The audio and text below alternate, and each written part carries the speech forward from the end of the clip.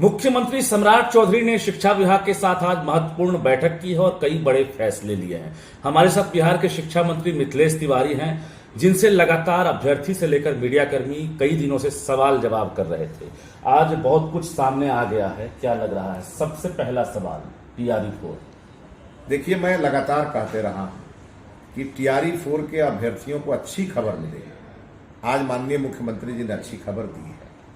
आज अगले 5 वर्षों में 1 लाख शिक्षकों की नियुक्ति चरणबद्ध तरीके से किया जाएगा, इस पर निर्णय हो गया। जुलाई महीने में टीआरई 4 की वैकेंसी आ जाएगी और हर साल जुलाई महीने में वैकेंसी आएगी। तो टीआरई 4 पर स्थिति स्पष्ट हो गई। 20-20 हजार की वैकेंसी हर साल हम लोग करेंगे और हमारे जो अभ्यर्थी हैं वो अब इसकी तैयारी में जुट जाएंगे। मतलब अब कैलेंडर एक तरह से आप शिक्षा विभाग की तरफ से जारी करेंगे कि अब हर साल बहाली होगी। बिल्कुल। लेकिन एक सवाल बनता है कि जो अधियाचना बीपीएससी को शिक्षा विभाग ने भेजा था, 46,000 रिक्तियां आपसे पहले नीतीश सरकार ने, तो उन अधियाचना का क्या होगा? जो 46,000 रिक्तियां हैं उसके एवज में आप जुलाई में विज्ञापन निकालेंगे या फिर जो 1 लाख को आप डिवाइड करेंगे 20,000 करके, ऐसे आप जो है टीआरई 4 देंगे? नहीं, देखिए, ऐसा है कि एक तो शिक्षकों का रेशनलाइजेशन हमको करना है। भाई, हम शिक्षक की नियुक्ति उतना ही करेंगे ना जितना हमको जरूरत है। ये हम जो चरणबद्ध कर रहे हैं, हमारे बहुत सारे शिक्षक रिटायर भी तो होंगे।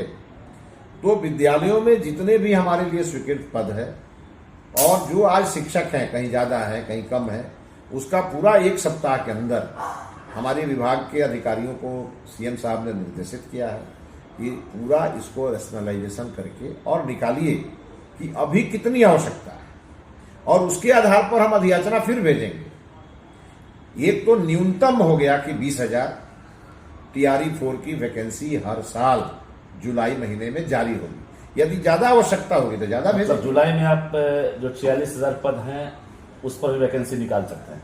मेरा ये कहना है जितनी आवश्यकता होगी उतना करेंगे। फिर स्कूल भी तो बढ़ेंगे, हमारे स्कूल बढ़ते जाएंगे, शिक्षक बढ़ाते जाएंगे।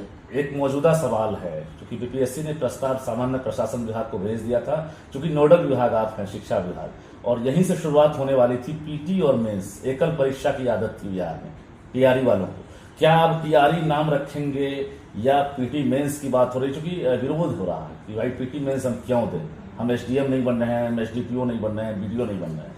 देखिए, अभी माननीय मुख्यमंत्री जी ने सामान्य प्रशासन विभाग को निर्देशित किया है और बिहार में जितने भी आयोग हैं जो परीक्षाएं लेते हैं उन सब के लिए जीएडी एक गाइडलाइन निकालने वाली है और ये अगले 1 सप्ताह के अंदर निकल जाएगा। जैसे ही सामान्य प्रशासन विभाग का गाइडलाइन निकलेगा, उसी गाइडलाइन को शिक्षा विभाग ऑप्ट करेगा। तो इसीलिए ये हमारे हाथ में नहीं है, ये सामान्य प्रशासन विभाग को करना है। इसलिए आज उस पर गहनता से विचार हुआ है।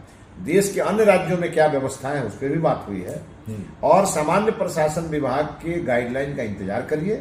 2-4-5 दिनों में सामान्य प्रशासन विभाग का गाइडलाइन आ जाएगा, जो केवल शिक्षा विभाग के लिए नहीं आएगा, सभी विभागों के लिए आएगा। परीक्षा का कैलेंडर बीपीएससी ने भी जारी कर दिया था, सितंबर में हम टीआरई 4 लेंगे। अगर आप जुलाई में विज्ञापन निकालते हैं, क्या बीपीएससी का वो कैलेंडर काम करेगा या यहाँ से आप रीराइट करके फिर से भेजेंगे कि जुलाई में हम विज्ञापन निकालेंगे, उसके बाद जो नई तिथि है परीक्षा? नहीं, एक तो आज तय हो गया ना माननीय मुख्यमंत्री जी के नेतृत्व में कि भाई हर जुलाई में वैकेंसी हम निकालेंगे। तो हम जब वैकेंसी निकालेंगे, जब उसकी अधियाचना बीपीएससी को भेजेंगे, तो उनका काम है उसके बाद उसका परीक्षा लेकर के हमें रिजल्ट देना। सबसे बड़ा जो इंतजार हो रहा था कि भाई नए शिक्षा मंत्री आएंगे, ट्रांसफर पॉलिसी लाएंगे।